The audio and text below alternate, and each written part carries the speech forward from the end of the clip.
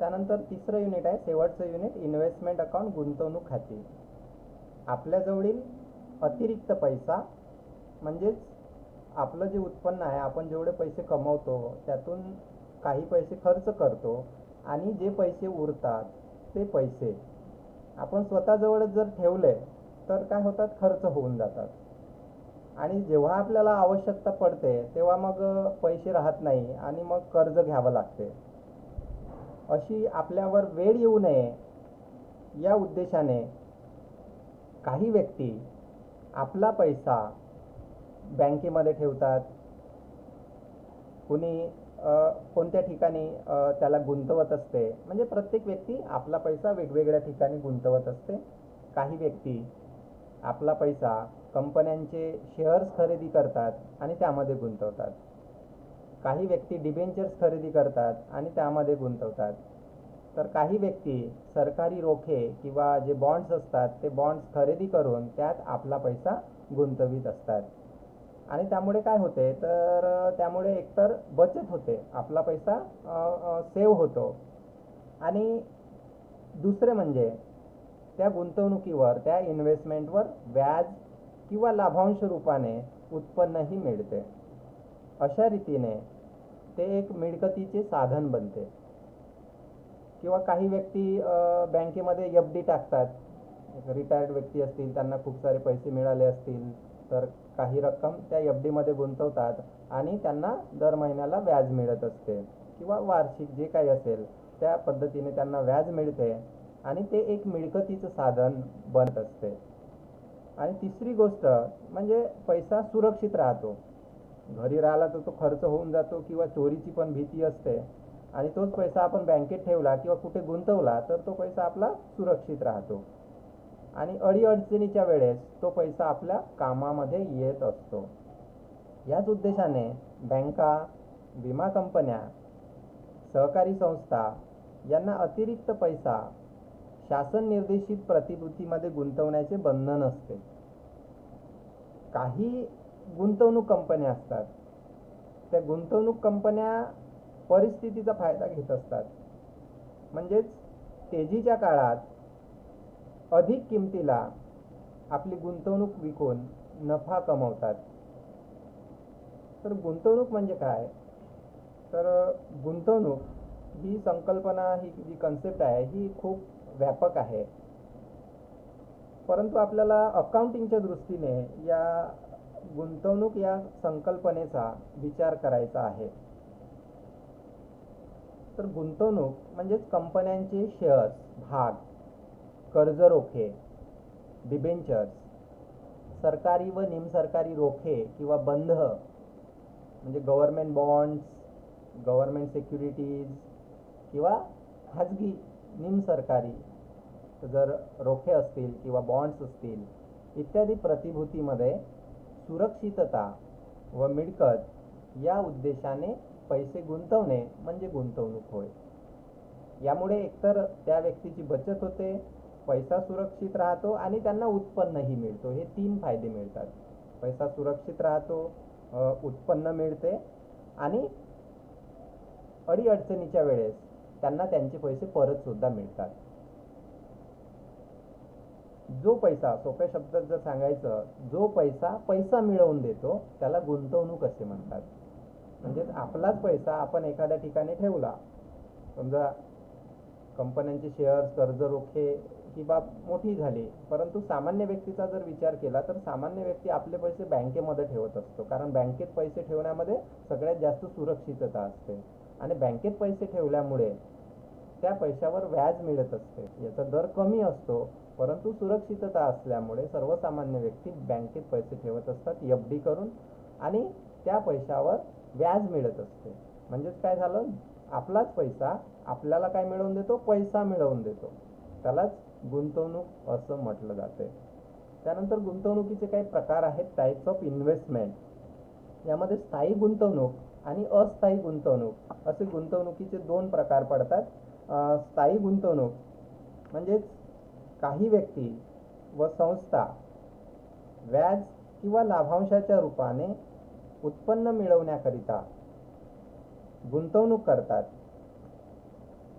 त्यांनी गुंतवलेल्या प्रतिभूतींची बाजार किंमत कितीही वाढली तरी ते आपल्या प्रतिभूतींची विक्री करत नाही, अशा प्रकारच्या गुंतवणुकीला स्थायी गुंतवणूक असे म्हणतात. म्हणजे जे व्यक्ती कंपन्यांचे भाग, कर्ज रोखे, सरकारी व निमसरकारी रोखे आणि बॉन्ड्स यांमध्ये जो पैसा गुंतवतात, त्या व्यक्ती आपल्या गुंतवणुकीची किंमत कितीही वाढली तरी ती गुंतवणूक विकत नाहीत. अशा प्रकारे केलेल्या गुंतवणुकीला स्थायी गुंतवणूक असे म्हणतात. ही गुंतवणूक स्थिर संपत्तीच्या स्वरूपात मानली जाते. जसे एखादी असेट्स आहे, एखादा प्लॉट असेल, एखादी जागा असेल, एखादी इमारत असेल, घर असेल, तर त्याला फिक्स असेट्स असं म्हणतात, स्थिर संपत्ती असं म्हणतात. तशा प्रकारे स्थायी गुंतवणुकीला सुद्धा स्थिर स्वरूपाची असेट्स मानलं जाते आणि ती दीर्घकालीन स्वरूपाची असते. 10 वर्ष, 20 वर्ष, 30 वर्ष अशा प्रकारे दीर्घकालीन स्वरूपाची असते. आणि गुंतवणूकदार व्यक्ती व गुंतवणूकदार संस्था ही गुंतवणूक आर्थिक स्थैर्य प्रदान करते. म्हणजे ज्या व्यक्ती गुंतवणूक करत असतात त्या व्यक्तींना आर्थिक स्थिरता प्रदान करीत असते. एकतर त्यांना सुरक्षितता देते, त्यांचा पैसा बचत करून ठेवते, त्यांच्या पैशावर व्याज देते आणि आवश्यकता पडल्यास त्यांचा पैसा त्यांना मिळवून देते. त्यानंतर दुसरा प्रकार आहे तो म्हणजे अस्थायी गुंतवणूक, व्हेरिएबल ऑर करंट इन्व्हेस्टमेंट. काही व्यक्ती व काही संस्था अशा असतात की ज्यांचा उद्देश हा व्याज किंवा लाभांशाच्या रूपाने उत्पन्न मिळवण्याचा नसतो, तर त्यांचा उद्देश काय असतो की त्यांचा उद्देश हा नफा कमवणे असतो.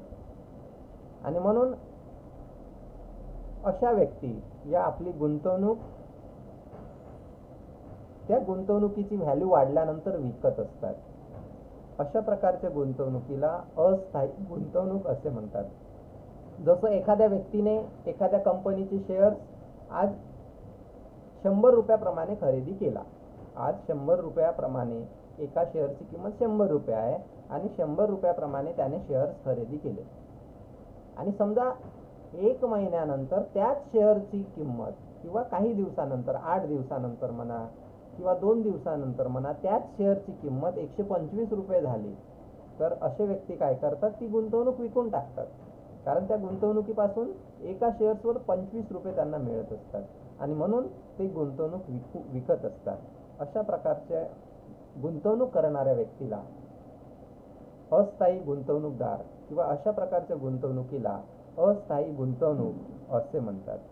म्हणजे हे व्यक्ती जसं दलाल काम करतो तशाच पद्धतीने काम करतात. म्हणजे खरेदी विक्रीच्या व्यवहारापासून नफा कमवित असतात. जसं व्यापारी कमी पैशाला वस्तू खरेदी करतो आणि ती ग्राहकांना जास्त पैशाला विकतो आपलं कमिशन काढून, तसंच हे अस्थायी गुंतवणूक करणारे व्यक्ती असतात.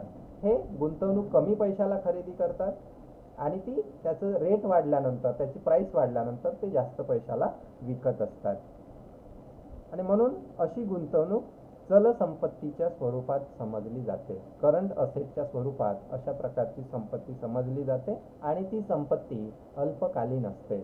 अशा प्रकारे गुंतवणुकीचे स्थायी गुंतवणूक आणि अस्थायी गुंतवणूक असे 2 प्रकार आहेत. स्थायी गुंतवणूक म्हणजे विशिष्ट काळासाठी, म्हणजे मोठ्या दीर्घ कालावधीसाठी केलेली गुंतवणूक, आणि अस्थायी गुंतवणूक म्हणजे अल्प काळासाठी, काही 8 दिवस किंवा त्या गुंतवणुकीपासून नफा मिळवण्यासाठी केलेली गुंतवणूक म्हणजे अस्थायी गुंतवणूक होय. त्यानंतर आहे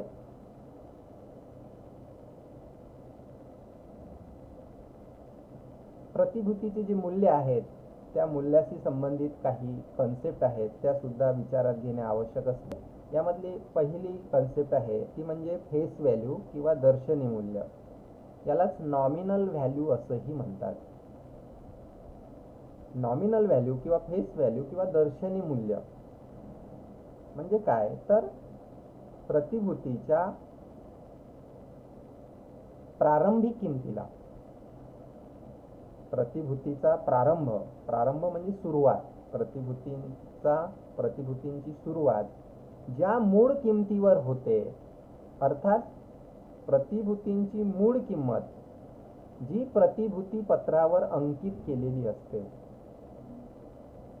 तिला प्रतिभूतींचे दर्शनी मूल्य किंवा प्रतिभूतींची साधारण किंमत असे म्हणतात. प्रतिभूती म्हणजे सिक्युरिटीज, म्हणजे शेअर्स, डिबेंचर्स किंवा जे बॉन्ड्स आहेत, जे खरेदी केलेले बॉन्ड्स आहेत, त्यांना एकत्रितरित्या प्रतिभूती हा शब्द दिलेला आहे.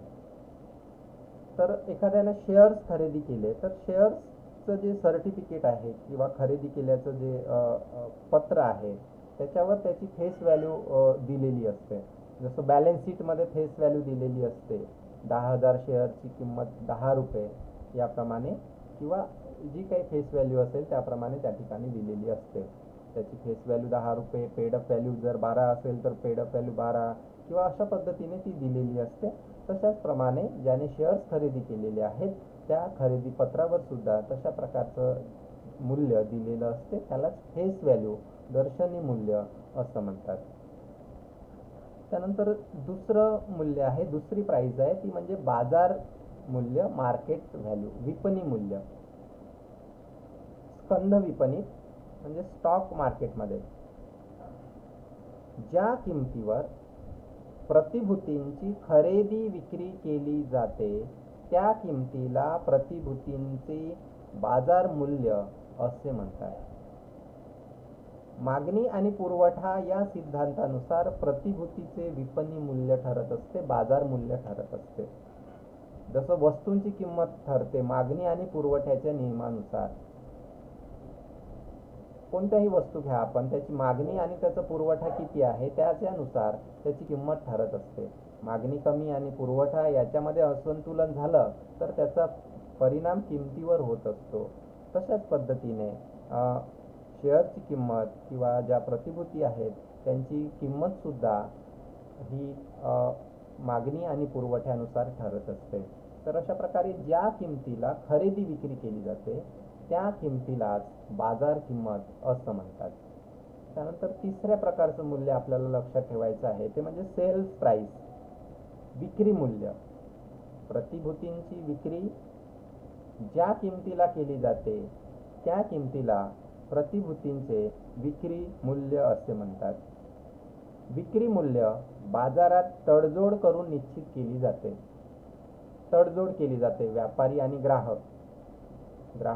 व्यापारी म्हणतो एखादी किंमत सांगतो, परंतु ग्राहक तीच किंमत देत नसतो तर थोडी तडजोड करतो आणि तडजोड करून काही किंमत कमी करून त्या किमतीला जर प्रतिभूतींची किंवा एखाद्या वस्तूची विक्री केली जात असेल तर त्याला विक्री मूल्य असं म्हटलं जाते. त्यानंतर चौथ्या प्रकारचं मूल्य लक्षात घ्यायचं आहे ते म्हणजे परिव्यय किंवा लागत मूल्य, कॉस्ट प्राइस. प्रतिभूती खरेदी करण्यासाठी क्रेत्याने प्रत्यक्ष खर्च केलेल्या रकमेला प्रतिभूतीचे लागत मूल्य असे म्हणतात. प्रतिभूती खरेदी करण्यासाठी दलाली द्यावी लागते. एखाद्या दलाल मध्यस्थामार्फत जर आपण शेअर्स खरेदी करत असू तर त्याला दलाली द्यावी लागते. मुद्रांक शुल्क असेल किंवा हस्तांतरण शुल्क असेल इत्यादी खर्चांचा समावेश हा प्रतिभूतींच्या परिव्यय मूल्यामध्ये केला जातो आणि तेवढी जी व्हॅल्यू आहे तेवढी व्हॅल्यू त्याच्या परचेस प्राइसमध्ये प्लस केली जाते. तर अशा प्रकारच्या मूल्याला परिव्यय मूल्य, कॉस्ट प्राइस किंवा लागत मूल्य असं म्हणतात. त्यानंतर पाचव्या प्रकारचं मूल्य आहे ते म्हणजे फेअर व्हॅल्यू, उचित मूल्य. गुंतवणूक क्षेत्रातील तज्ज्ञ, क्रेता आणि विक्रेता यांच्यातील तडजोडीने बाजार मूल्याच्या आधारावर निश्चित होणाऱ्या किमतीला प्रतिभूतींचे उचित मूल्य असं म्हणतात. क्रेता आणि विक्रेता हे एकमेकांची तडजोड करत असतात.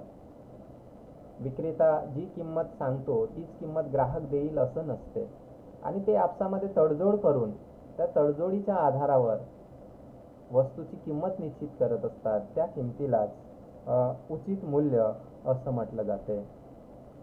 त्यानंतर नेक्स्ट पॉईंट आहे तो म्हणजे इंटरेस्ट रिसिव्ड. इंटरेस्ट रिसिव्ड म्हणजे प्राप्त व्याज. काही प्रतिभूतींवर वर्षातून एकदाच व्याज मिळत असते, तर काही प्रतिभूतींवर वर्षातून दोनदा सुद्धा व्याज मिळते. वर्षातून दोनदा म्हणजे दर 6 महिन्यांनी. काही प्रतिभूती अशा असतात की त्याच्यावर वर्षातून एकाच वेळी, परंतु बहुतांश प्रतिभूती अशा असतात की त्या प्रतिभूतींवर वर्षातून 2 वेळा व्याज मिळत असते. प्रतिभूतींवर मिळालेले व्याज हे गुंतवणूक खात्यामध्ये जमा बाजूवर व्याज या रकान्यात लिहिण्यात येते.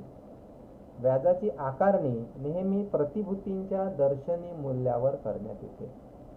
व्याज कोणाला प्राप्त होतो? जो गुंतवणूक करणारा व्यक्ती आहे किंवा संस्था आहे, त्या व्यक्ती किंवा संस्थेला व्याज प्राप्त होते आणि ते वर्षातून एकदा किंवा वर्षातून दोनदा, बरेचदा मॅक्झिमम ट्रान्झॅक्शनमध्ये वर्षातून दोनदा प्राप्त होत असते. त्यानंतर आहे अप्रूव्ड इंटरेस्ट, उपर्जित व्याज. जे व्याज गुंतवणूकदाराला त्याचे खाते पुस्तक बंद करण्याच्या तारखेपर्यंत मिळालेले नसते, अशा व्याजाला उपर्जित व्याज असे म्हणतात. अप्रूव्ड इंटरेस्ट, ड्यू झालेला इंटरेस्ट असं म्हणतात. जशी एखादी संस्था आहे, त्या संस्थेचं अकाउंट क्लोज होत आहे 31 मार्चला, परंतु 31 मार्चपर्यंत म्हणजे खाते पुस्तक बंद करण्याच्या तारखेपर्यंत जर व्याज मिळालं नसेल, तर अशा प्रकारच्या व्याजाला उपर्जित व्याज असे म्हणतात. म्हणजे 31 मार्चला मिळालं नाही म्हणून पुढे मिळणार नाही असं नाही, ते मिळणार आहे, परंतु अकाउंट क्लोज करण्याच्या तारखेपर्यंत मिळालेलं नाही आणि म्हणून अशा प्रकारच्या व्याजाला अक्रूड किंवा ड्यू इंटरेस्ट असं म्हटलं जाते. तर या मेन कन्सेप्ट आहेत. त्यानंतर पुन्हा 2 बाबी आपल्याला लक्षात घ्यायच्या असतात यामध्ये. Purchase and sales transaction of investment, गुंतवणुकीच्या खरेदी विक्रीचे व्यवहार. इन्व्हेस्टमेंट अकाउंटमध्ये एकतर खरेदी होते, एका व्यक्तीच्या दृष्टीने खरेदी होते, दुसऱ्या व्यक्तीच्या दृष्टीने विक्री होते. म्हणजे खरेदी विक्रीचे जे व्यवहार आहेत हे गुंतवणूक या अकाउंट या अंतर्गत आपल्याला पाहायचे आहेत. यामध्ये कम इंटरेस्ट सेल अँड परचेस. कम म्हणजे व्याजासह खरेदी विक्री. गुंतवणुकीची विक्री जर व्याजासह होत असेल तर त्याला कम इंटरेस्ट परचेस अँड सेल असे म्हणतात. व्याजासह खरेदी व विक्री. जेव्हा विक्रेता गुंतवणूक विकताना व्याजाच्या मागील देय तारखेपासून तर विक्रीच्या तारखेपर्यंतच्या काळाचे व्याज घेण्याचा अधिकार सुद्धा विकतो, तेव्हा त्या विक्रीला व्याजासह विक्री असे म्हणतात. कारण व्याज मिळण्याच्या विशिष्ट तारखा असतात. 31 मार्च असेल, 31 डिसेंबर असेल, 30 जून असेल, 30 सप्टेंबर असेल, अशा ज्या काही व्याज मिळण्याच्या तारखा आहेत त्या प्रॉब्लेममध्येच दिलेल्या असतात किंवा त्या फिक्स असतात आणि त्या तारखेला दर 6 महिन्याने किंवा 1 वर्षाने गुंतवणूकदाराला व्याज मिळत असते. आणि जर एखाद्या गुंतवणूकदाराला गुंतवणूक विकायची असेल तर त्याला व्याजाच्या मागील देय तारखेपासून, म्हणजे व्याज मिळण्याची तारीख असेल समजा 30 जून, तर 30 जून पासून तर विक्रीच्या तारखेपर्यंत, त्याने समजा विक्री 1 ऑक्टोबरला केली तर 30 जून पासून ते 1 ऑक्टोबर पर्यंतच्या काळाचे व्याज घेण्याचा सुद्धा अधिकार त्याला असेल, तर तेव्हा त्या विक्रेत्याला किंवा त्या विक्रीला व्याजासह विक्री असं म्हणतात. तर त्याचं कॅल्क्युलेशन आपल्याला करावं लागते. यामध्ये कॉस्ट प्राइस काढावी लागते. खरेदीचा व्यवहार असेल तर कॉस्ट प्राइस काढावं लागते. तर कॉस्ट प्राइस काढताना अगोदर परचेस प्राइस घ्यायची असते. हे प्रॉब्लेममध्येच दिलेलं असते. परचेस प्राइस किती आहे, त्या परचेस प्राइसमध्ये परचेस एक्सपेन्सेस सुद्धा प्लस करायचा असतो. परचेस एक्सपेन्सेस प्रॉब्लेममध्ये दिलेला असतो, असेल तर, नसेल तर काही प्रश्नच नाही. त्यानंतर इंटरेस्ट जो आहे हा मायनस करायचा असतो कम इंटरेस्ट परचेसच्या ट्रान्झॅक्शनमध्ये. Interest for the period from the date of last interest payable up to the date of purchase. म्हणजे व्याजाच्या मागील देय तारखेपासून, समजा 30 जूनला व्याज मिळत असेल तर 30 जून पासून ते 1 ऑक्टोबर पर्यंतच्या काळाचे, म्हणजे 3 महिने, जुलै, ऑगस्ट, सप्टेंबर पर्यंतच्या काळाचे व्याज त्याला द्यावं लागत असते. तर हे व्याज मायनस करायचं असते. Purchase price plus purchase expenses minus interest, एवढं यामध्ये cost price is equal to लक्षात ठेवायचं आहे. कोणत्या ट्रान्झॅक्शनमध्ये? कम इंटरेस्ट परचेस अँड सेलच्या ट्रान्झॅक्शनमध्ये. जर परचेसचा ट्रान्झॅक्शन असेल तर कॉस्ट प्राइस काढायची असते, आणि सेलचा ट्रान्झॅक्शन असेल तर ॲक्च्युअल सेलिंग प्राइस काढायची असते. तर ॲक्च्युअल सेलिंग प्राइस काढत असताना सेलिंग प्राइस घ्यायची, त्यामधून सेलिंग एक्सपेन्सेस मायनस करायचं, आणि त्यामधून इंटरेस्ट पण मायनस करायचं. Selling price, actual selling price is equal to selling price minus selling expenses minus interest. त्यानंतर दुसरे ट्रान्झॅक्शन असतात ex interest purchase and sale, व्याजरहित खरेदी विक्री, व्याजासह खरेदी विक्री. आणि दुसरा प्रकार आहे व्याजरहित खरेदी विक्री. गुंतवणुकीची विक्री किमतीमध्ये, गुंतवणुकीच्या विक्री किमतीमध्ये व्याजाचा समावेश होत नसेल तर तिला व्याजरहित खरेदी विक्री असे म्हणतात. तर या ठिकाणी कॅपिटल कॉस्ट काढताना काय करायचं आहे? Capital cost is equal to purchase price plus purchase expenses. Interest मायनसही करायचं नाही आणि प्लसही करायचं नाही. कोणत्या ट्रान्झॅक्शनमध्ये? एक्स इंटरेस्ट, व्याजरहित खरेदी विक्रीच्या ट्रान्झॅक्शनमध्ये इंटरेस्ट प्लस किंवा मायनस करायचा नसतो. त्यानंतर ॲक्च्युअल सेलिंग प्राइस काढताना selling price minus selling expenses, interest not deducted nor added, added पण करायचं नाही आणि त्याला मायनस पण करायचं नाही आहे या ट्रान्झॅक्शनमध्ये. त्यानंतर गुंतवणुकीचा जो जमा खर्च आहे, म्हणजे यामध्ये काही एंट्र्याज आहेत, त्या एंट्र्या खूप कमी अशा एंट्र्या आहेत आणि अतिशय सोप्या एंट्र्या आहेत. गुंतवणुकीचा जमा खर्च, अकाउंटिंग फॉर इन्व्हेस्टमेंट. गुंतवणुकीचा जमा खर्च लिहायचा असतो. जमा किती झाले आपल्याकडे पैसे आणि आपण खर्च किती केले.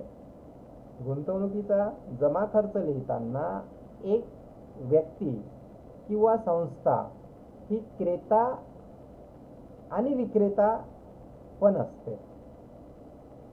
जेव्हा एखादी व्यक्ती किंवा संस्था गुंतवणूक खरेदी करते त्यावेळेस ती क्रेता असते, म्हणजे खरेदीदार असते, खरेदी करणारी व्यक्ती असते, ग्राहक असते.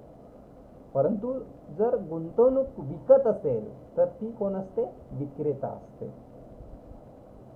आणि म्हणून या ठिकाणी ज्या एंट्र्या आहेत त्यामधील पहिली जी एंट्री आहे ती म्हणजे व्याजासह किंवा व्याजरहित गुंतवणूक खरेदी केल्याबद्दल. व्याजासह किंवा व्याजरहित, बिंग परचेस, कम इंटरेस्ट और एक्स इंटरेस्ट इन्व्हेस्टमेंट. एंट्री होते investment account debit with capital cost, interest account debit with interest for the period to bank account. अशा प्रकारची एंट्री करायची असते. तेव्हा व्याजासह किंवा व्याजरहित कशाही प्रकारे गुंतवणूक जर खरेदी करत असेल एखादा व्यक्ती तर त्या परिस्थितीमध्ये.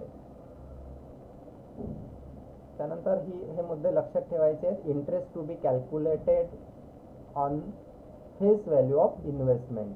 प्रॉब्लेम घेताना हे सगळं पुन्हा समजून सांगितलं जाईल, परंतु इंटरेस्ट प्रतिभूतीच्या फेस व्हॅल्यूवर, दर्शनी मूल्यावर कॅल्क्युलेट करायची आहे. Brokerage also calculated only on face value of investment. Brokerage असेल किंवा परचेस एक्सपेन्सेस असेल तो सुद्धा फेस व्हॅल्यूवर, जी काही इन्व्हेस्टमेंटची फेस व्हॅल्यू असेल 10,000, 15,000, 20,000 त्याच्यावरच तो कॅल्क्युलेट करायचा असतो. त्यानंतर दुसरी एंट्री आहे ती म्हणजे व्याजासह किंवा व्याजरहित गुंतवणूक विकल्याबद्दल. बिंग सोल्ड कम इंटरेस्ट और एक्स इंटरेस्ट इन्व्हेस्टमेंट. एंट्री होते बँक अकाउंट डेबिट, कारण खरेदीच्या एंट्रीमध्ये बँक अकाउंट क्रेडिट झालं. आता विक्रीच्या एंट्रीमध्ये काय होते? बँक अकाउंट डेबिट होते. Bank account debit to investment account credit to interest account credit. त्यानंतर तिसरी एंट्री आहे ती म्हणजे गुंतवणुकीवर व्याज मिळाल्याबद्दल. Being interest received on investment. Bank account debit to interest account credit.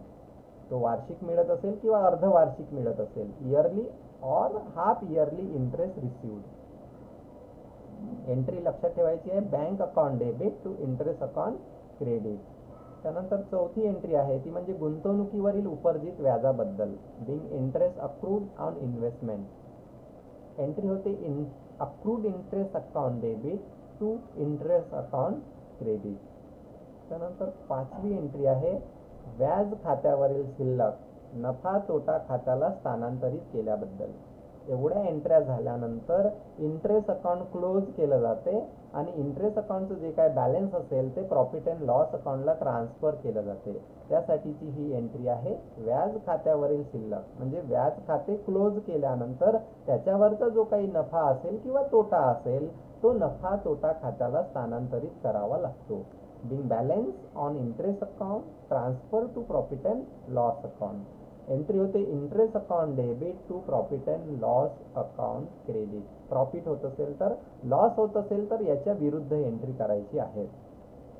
त्यानंतर शेवटची एंट्री आहे गुंतवणूक विक्रीवरील नफा किंवा तोटा नफा तोटा खात्याला स्थानांतरित केल्याबद्दल. Being profit on sale of investment transfer to profit and loss account. जसं इंटरेस्ट अकाउंट क्लोज करतो तसंच इन्व्हेस्टमेंट अकाउंट सुद्धा क्लोज करावं लागते आणि त्याचा जो काही नफा असेल किंवा तोटा असेल तो सुद्धा प्रॉफिट अँड लॉस अकाउंटला ट्रान्सफर करावा लागतो. नफा असेल तर वरील एंट्री करायची आहे investment account debit to profit and loss account, आणि तोटा झाला असेल तर त्याच्या विरुद्ध एंट्री करायची आहे profit and loss account debit to investment account. त्यानंतर हे इन्व्हेस्टमेंट अकाउंटचं फॉर्मॅट आहे, प्रोफार्मा आहे. आपण उद्याच्या क्लासमध्ये समजून घेऊ. एंट्र्यावरूनच हा प्रोफार्मा तयार केलेला आहे. ज्या 6-7 एंट्र्या तुम्हाला लिहून दिलेल्या आहेत त्या एंट्र्यावरूनच हा प्रोफार्मा तयार केलेला आहे आणि तो सहज लक्षात येईल. तर आपण हा प्रोफार्मा उद्याच्या क्लासमध्ये